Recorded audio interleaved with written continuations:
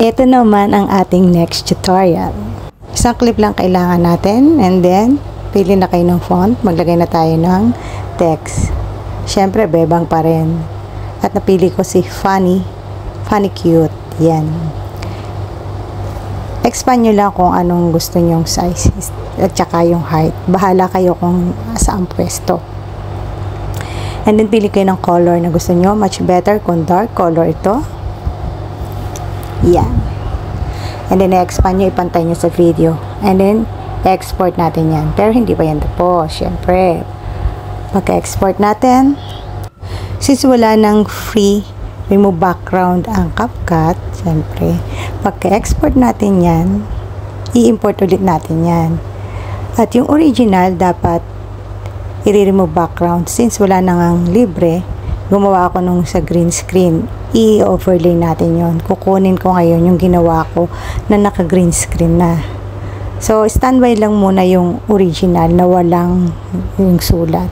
Tapos, remove background natin yung green screen. Syempre, chroma key. Mas madaling mag-remove background ngayon pag naka-chroma key ang gamit. So, tapat lang yun sa green para mawala yung background. Yan, adjust nyo lang. And then after that, yung text na ginawa natin kanina na hindi naman natin inalis, i-move na natin, itatapat natin dyan sa video. Tapos, i-adjust natin yung opacity, isi-zero natin yung opacity niya.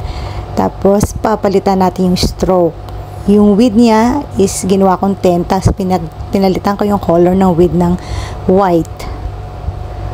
Wala lang, pwedeng blue rin ang gamitin nyo, basta white yung ginamit ko.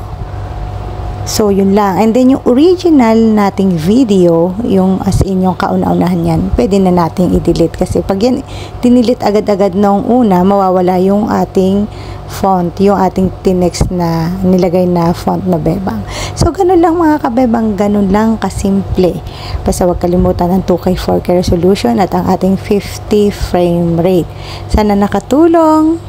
Hanggang sa muli. Bye, bye, bye!